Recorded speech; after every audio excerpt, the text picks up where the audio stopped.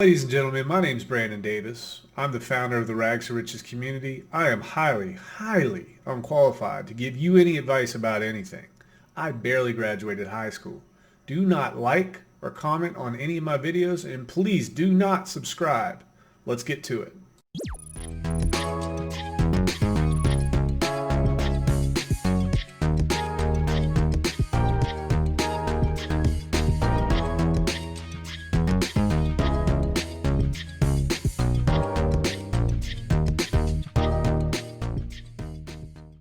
Cool. Ladies and gentlemen, we are here with a very special guest. You guys have known him in the Telegram Pulse chat. Where else are you located? TheLongVacation. Where else are you located, man? You can also find me on Discord sometimes, but really I spend my time in Telegram these days in both the Rags to Riches chat, Pulse Chain main chat, sometimes Hex Trading, and a couple of other areas.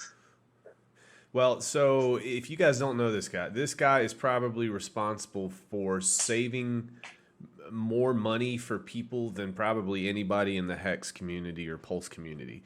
And that's because, frankly, he answers an inordinate, insane amount of questions for everybody.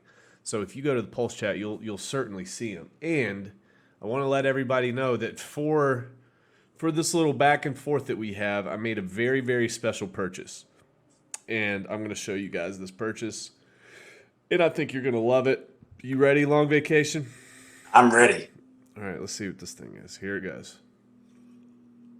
There we go. All right. I'm feeling the next generation here. Dude, Geordie LaForge, except I'm white. So it's good. So we're going to see how this goes. This is my gimmick. And as always, everybody who's watching this, please don't like, please do not subscribe, please do not comment. Give TheLongVacation a lot of kudos because he puts in a lot of time for this community, and we're just going to chop it up. So let's just start here. So how did you get started in crypto, and how did you find footing in the community that you're in now? Sure. And first of all, I want to thank you for the opportunity to join you today and just to help answer some more questions, I guess. Some habits never die, right? What's the irony? Yeah. I learned more about the Bitcoin really in January of 2020 and pulled the trigger in February before we started getting some of the lockdowns in our U.S. economy. Yeah. So I kind of missed that big dip that came in the Bitcoin price, but was fascinated by the idea of digital money and what Bitcoin can do. Also learned about XRP at the time and a lot of the YouTube content out there. Believe that had a lot of possibilities. I come from a traditional finance background. So seeing the ability for traditional banks to take advantage of blockchain technologies to speed up the things that are very frustrating and slow to process today, and to be able to move that into something that is hopefully faster, immutable, and standardized across banks and across platforms seemed like a great idea. Now, I've since gotten out of XRP, but I mean, the concept of the technology and the concept of what they were trying to achieve made a lot of sense. From there, I just kind of held on to things for a while until about a year ago, decided to try my hand at day trading, and learned I pretty much suck at that. Well, you're normal. That's normal. Don't feel bad about that. Yeah, so I chased a lot of just what people call crap coins, and was rug pulled many times along the way. And along the way, learned about Hex, but kept getting hung up by a lot of the FUD that's out there, the fear, uncertainty, and doubt about what is this blockchain CD, what is Richard Hart's background, and so on, and all my cursory 2-second, very weak attempts at research always ended up with no, this sucks, I'm not going to deal with it. Until finally, big payday came along. And I decided, you know what, this might be an opportunity for me to get back some of the losses from, all these other bad projects that I had chased, and figured I'd dump as much into the adoption amplifier the last couple of days of it that I could, and staked for a big payday, and was thinking, hey, I can double my bags. So You doubled out them, of all the right. well, it was the worst of intentions, but it ended up being the best decision of my life, Right. because when the price dumped right after big payday, and the payout, because the payout was diluted by the origin address. I found myself feeling kind of locked into it. So as a result, I decided, let me just go ahead and create a staking ladder, and what happens will happen. Tell the audience, there's a lot of folks who don't know what big payday was, and how that, and a dilution from the origin address. Tell them about that. Sure. So during the first year of Hex, there was what was called the adoption amplifier, and it was kind of a fair launch utility that allowed us to put to put Ethereum in, and to get Hex out. And basically every day, 500 million Hex, I think, were basically awarded and divvied up amongst all the addresses that contributed to that day. So it was kind of like a daily launch of sorts. And, that was how you pretty much attained Hex, until someone along the way created the first Uniswap liquidity pool. And then you had the option of buying on the market and not necessarily going through the adoption amplifier. At the end of that 1 year, there was a major event called Big Payday, because not only could you get Hex through contributing ETH, but also any Bitcoin holders that had Bitcoin prior to, I believe it was December of 2019, were able to free claim a certain amount of Hex. And they had to stake it for, I believe, at least a year, but they were able to get free Hex for them. And anyone who did not free claim that Hex would then be basically paid out to all the people who were staked at the time of the big payday, which was the last day of the adoption amplifier. So we had this major event where all this Hex that people just never came along and claimed was just ready to be distributed out to everybody. It was going to be a massive, massive airdrop. And it looked like a lot of people just wanted to game the system, like I was, like an idiot, saying, hey, it's a quick win. And I was just going to turn around and dump it the next day, like, a lot of other people thought. Else, right. Exactly. So the origin address is a function of the system. It is an address that holds the vast majority of Hex. It is the majority holder. And on that day, decided to stake almost all of its bags for just a day or two, enough to dilute the big payday so that people who wanted to dump had less Hex to dump.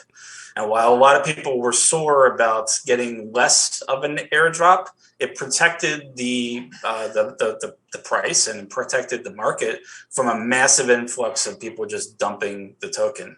And it kept basically Hex alive. So instead of doing a massive drop back down to like launch level prices, it did have a dip. But after a few months, it caught back up, and it's been on a tear ever since. Man, so let me ask you this. You said you came from a traditional background, finance system, background-wise. So in terms of your mindset compared to your peers, have you noticed that cryptocurrency has been gaining traction in the minds of your peers, or even the people that you know on a daily basis in life? Not really. As much as I would try to convert my no coiner friends and mention it to them, usually they kind of smile and nod and ask me to never bring it up again, because they just it's too technical for them. It's too involved. There's just too many steps involved. Yeah. But I was encouraged recently. One of the large banks announced that they were going to adopt a blockchain technology, I forget which one, to use for security trading settlement. Okay. Which is a major issue in traditional finance. It takes 2 days to settle a trade, which means you swap essentially for something. If you want to buy Apple shares or sell Apple shares, you have to wait 2 days for that trade to actually be settled and finalized, and for you to get your cash. which, from a crypto perspective, it is insane because everything is instantaneous. Mm-hmm. You have your money, everything is finalized on the chain and confirmed within minutes, right? So seeing, different financial institutions start going the route of using blockchain for those types of actions, start moving us towards real-time settlement, same-day real-time settlement of trading activity, which opens a lot of interesting doors from a traditional finance and New York Stock Exchange type perspective there. Yeah, so that's good. And let me ask you this too. So, have you been able to onboard anybody in real life, in your life, and how did that process go? How did that conversation start? If so, I was able to work with one couple, friends of ours that, they're retired already, and they had a little bit, but I was telling them about, hey, this is what Hex has done for me and other crypto. Is just kind of the types of returns that you see in cryptocurrency are unimaginable in traditional finance. When you talk, especially when you talk about retirement funds and things, if you're making 7% a year, you're doing great. Right.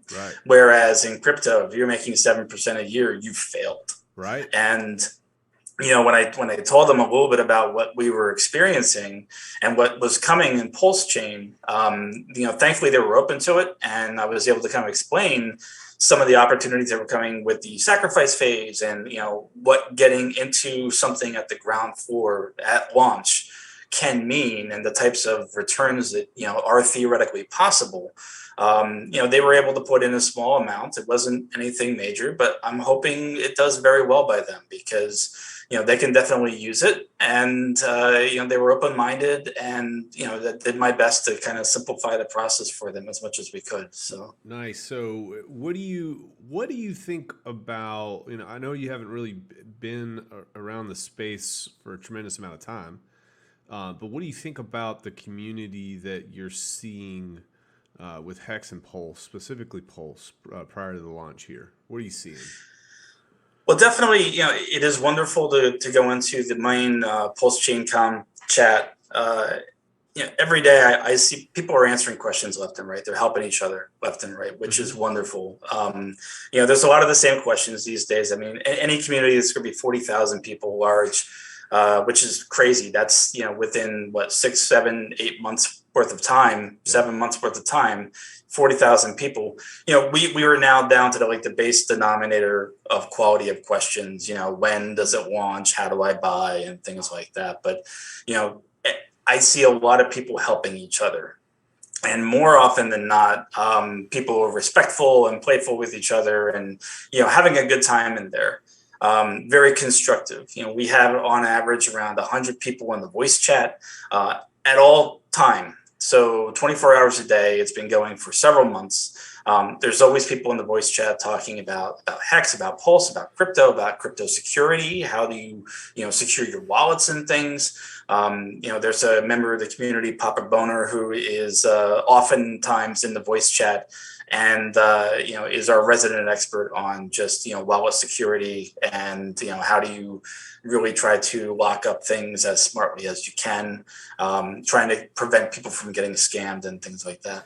Yeah. So let's go ahead and start getting into this a little bit, because my main concern and one of the reasons I created the channel that I have is because I got burned so hard in the past, and I don't want other people to get burned. I want people to actually be able to win.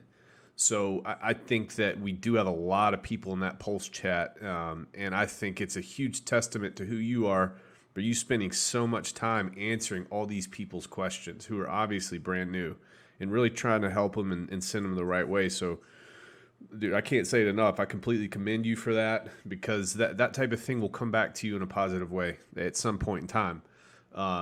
So thank you for that. But let me ask you this. In terms of purchasing Pulse, we get that question a lot. Where do I purchase Pulse, et cetera, et cetera. Can you talk more about that right now? Sure, and thank you for your comment before, and I do really appreciate your personal involvement in your channel and the support that you give your folks. A lot of good questions in there about all kinds of crypto, and you're helping them, which is fantastic from advanced to beginner.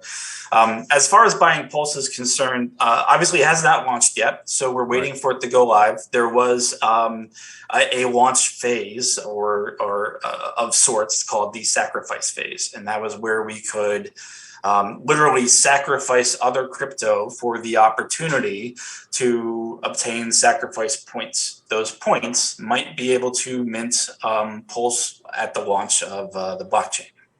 So that was our way of getting in early. Anyone who was not able to participate in that, that's fine. You can buy at launch. One of the wonderful things about Pulse Chain is to the fork of Ethereum, a hard fork, meaning we are going to, not me, I can't take any credit for that.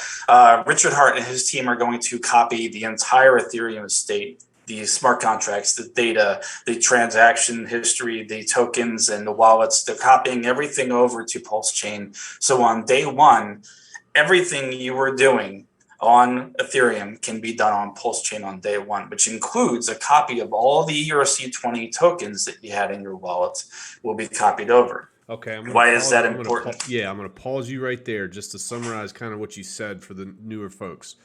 So there was a phase where you could get Pulse by, or potentially get Pulse. You get Pulse points, or you get points by sacrificing some money or some crypto. That has passed at this point. Now, I will ask you to talk about this real quick before I move on. A lot of folks ask if they can still sacrifice.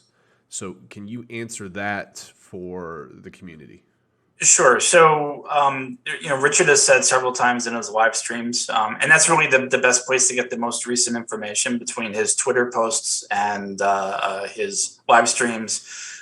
You can follow his Twitter either directly there, or he posts them also to t.me/hex news. But basically, he said several times that, instead of people who sent in crypto after the deadline, instead of them getting just completely wrecked and losing it forever, he would honor those late sacrifices. But he would continue to apply the 5% increase in cost or price conversion every day. Just extend that out to when the transactions actually occurred. So there are a lot of people who have taken that as an opportunity to keep putting money in.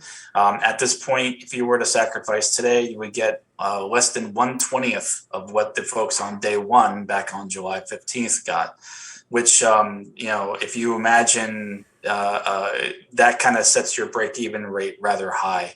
And a lot of the times we try to recommend in the chat that you might do better theoretically if you were to buy on day one and wait for a dip. Cool. A lot of people ask, why would it ever dip? A lot of people, every new coin that launches goes through a typical pattern of a pump and a dip. That's just how it always works, right?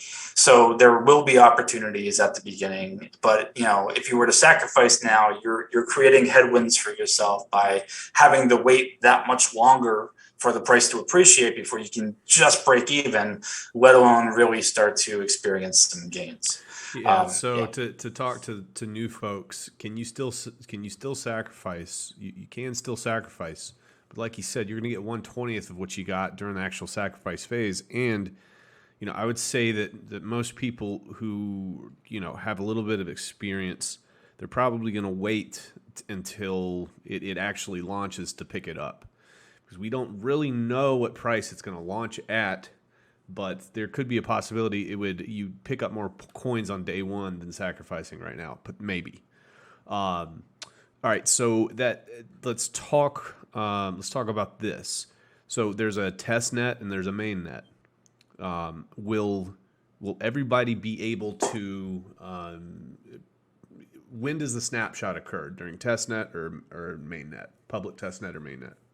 Sure. So we're waiting for an announcement for the public testnet to be made available. That's basically a sandbox of the version of the chain, along with a copy of Ethereum that developers and anyone can use to play around with the system, do some testing, see if anything breaks. We want to see developers of the Ethereum smart contracts and projects who will have their work copied over automatically on the Pulse chain. We'd love to see them come and do their testing there to make sure their projects don't break, and to be able to repoint their web-based user interfaces for their dApps to Pulse chain, so that they can make sure that their websites are already ready to accommodate their project in two places if they wish to support it.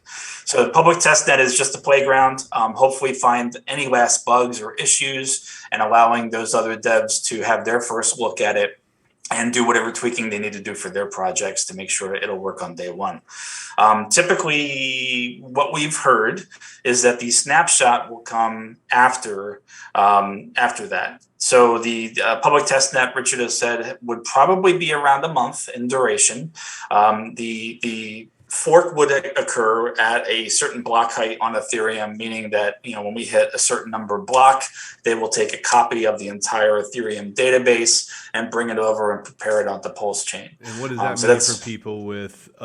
that mean for people with ERC20 tokens and their MetaMask right now? Correct. So if you hold any Ethereum or any ERC20 tokens in your wallet, at that point in time, they will be copied over onto Pulse chain. And when you connect to Pulse chain at launch, you will see a copy of all of those items in your wallet. So when we were talking before about when can I buy, how do I buy, that is your greatest opportunity right there to buy Pulse. If you didn't get in early and you want to be able to buy Pulse on day one, those copied ERC20s to PRC20s, Pulse tokens or versions of those tokens, will be then available for you to trade on a version of Uniswap that is running natively on Pulse chain on day one. What is so Uniswap? Let's say Uniswap is a decentralized exchange that you can use to swap between those Ethereum projects. So those ERC20 tokens or NFTs and other things, these different marketplaces all exist out there. Uniswap is the largest of the decentralized exchanges, but there are many of them that run on Ethereum. We're hoping that all of them will run also on Pulse chain and be available for us to use on day one. Okay, so Richard is... Yeah, go ahead. Sorry. Part of the launch requirements, Richard has mentioned that a working version of Uniswap on Pulse chain is a must-have to launch.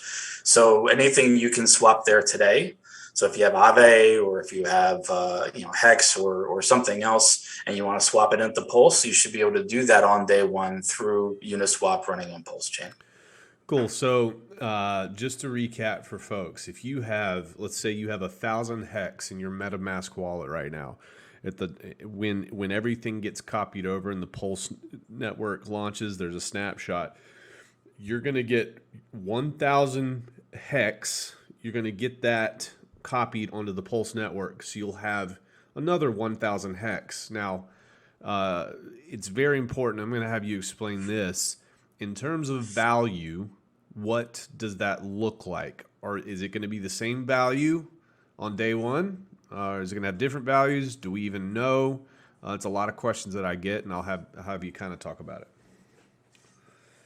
That is a fantastic question, and one that we don't have a clear answer on. We know that the liquidity within Uniswap that allows us to trade between these tokens will be copied over.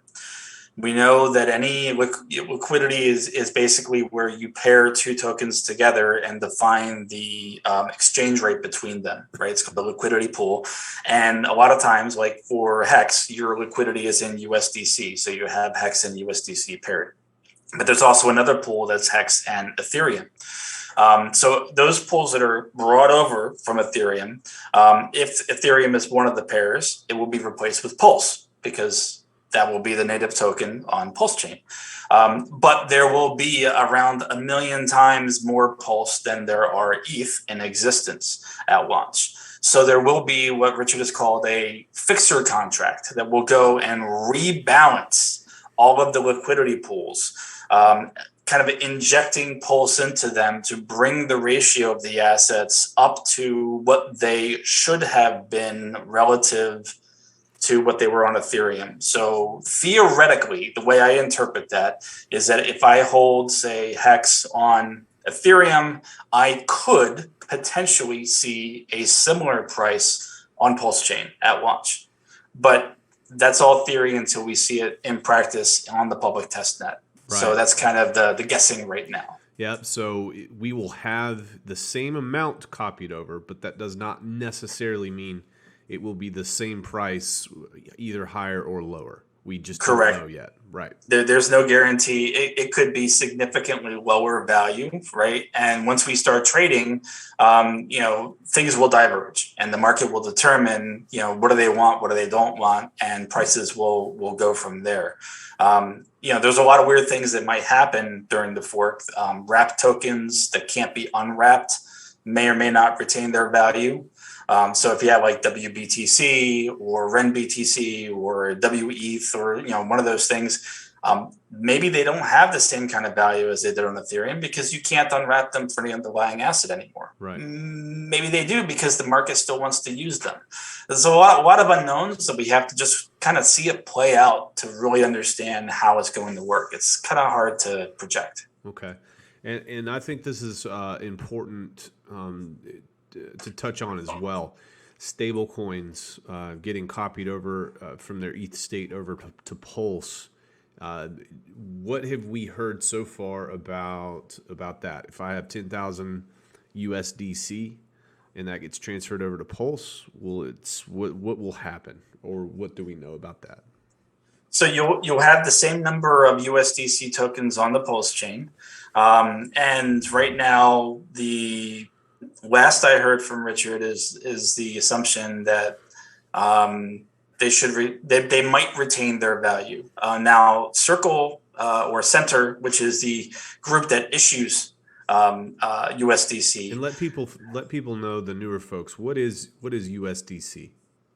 It's a US dollar backed stablecoin that's issued by a consortium of banks or financial institutions called Center. And they have in their user policy the ability that if their token is forked, they can choose to lock it because it's not then backed by US dollars. And that specific stablecoin they back it by US dollars. So for every USDC in circulation, there is a dollar in a bank somewhere backing it up. USDT, Tether, they back it by a basket of assets. So some of it's dollars, some of it's other investments, but they back it by something, and that will basically allow them to let you redeem for dollars if you wanted to, right? So one of the problems that you could potentially run into if you didn't have that piece of information is, let's say, hey, I want to get a bunch of USDC over to Pulse network.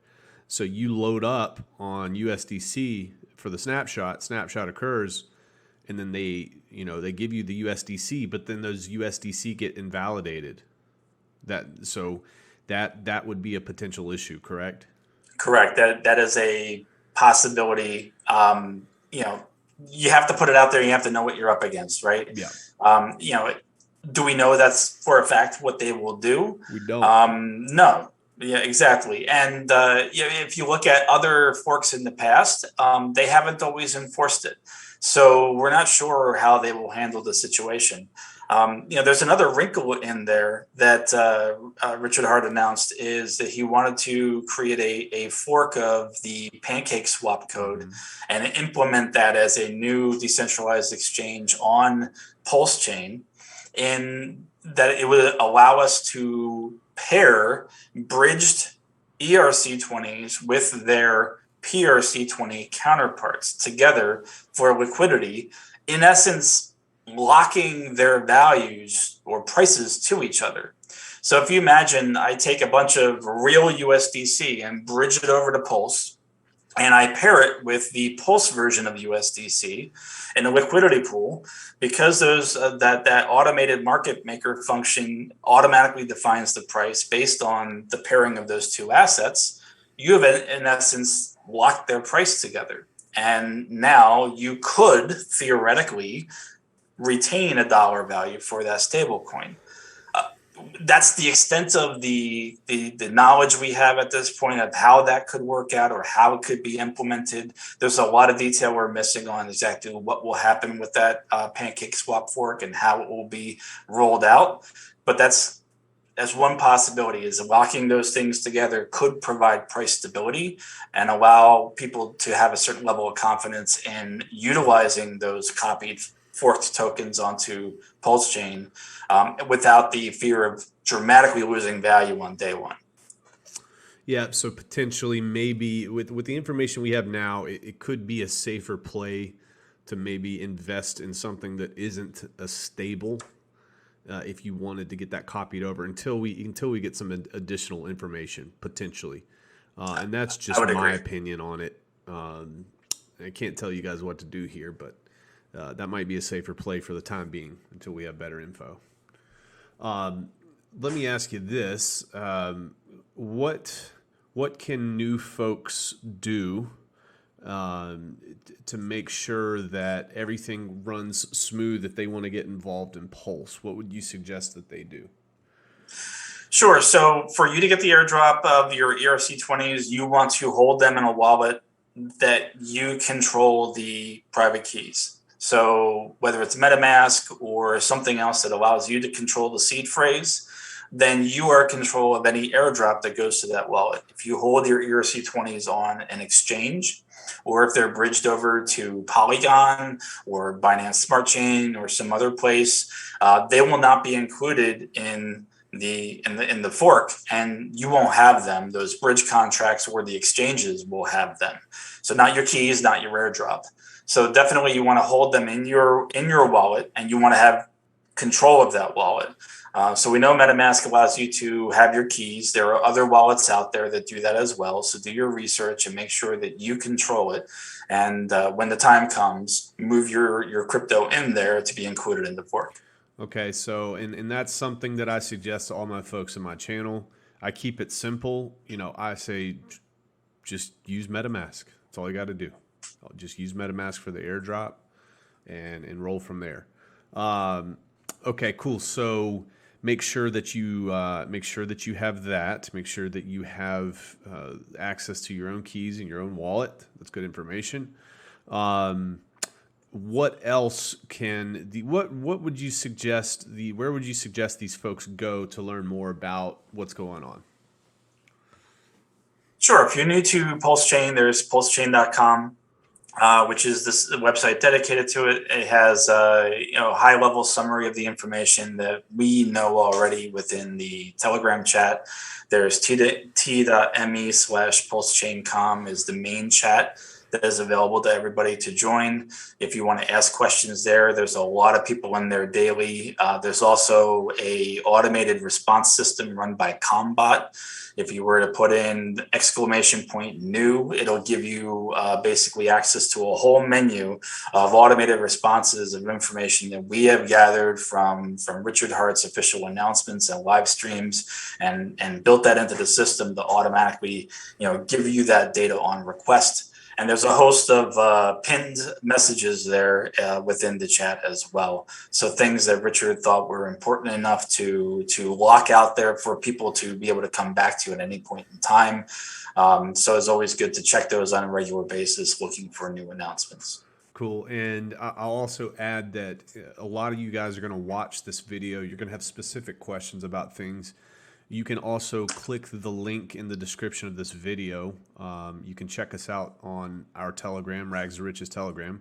It's completely free of charge. We don't charge anything. We don't ever ask for money from anybody. I do have a Patreon set up, but I'd highly recommend you do not donate to that whatsoever. And the cool thing about this too, and I'm massively surprised, TheLongVacation is also a member of our Rags to Riches group, and we love him for it. I love him for it because there's just frankly answers to questions that I just don't have. So thank you for that. So if you guys do have any questions about that, check out Telegram, check out Pulse on Telegram. Go to, what is it, pulsechain.com? Correct, pulsechain.com. Yeah, pulsechain.com. A lot of information there, et cetera, et cetera. Now, we're going to wrap up here. And actually, do you have anything else you would like to add? Because you are the person that is fielding all these questions. Anything you would like to discuss or go over? I just want to ask thing. A lot of people ask us, like, where's the price going to go? What's going to happen? What can it do? When, how fast will it go up? And, no one knows. No one understands the future. But it's funny. A member of the Pulse Chain community, Mike M., put together a chart for us that we post very often, actually inspired originally from one of your videos. Cool. Kind of projecting out based on how other chains have launched, what can be accomplished.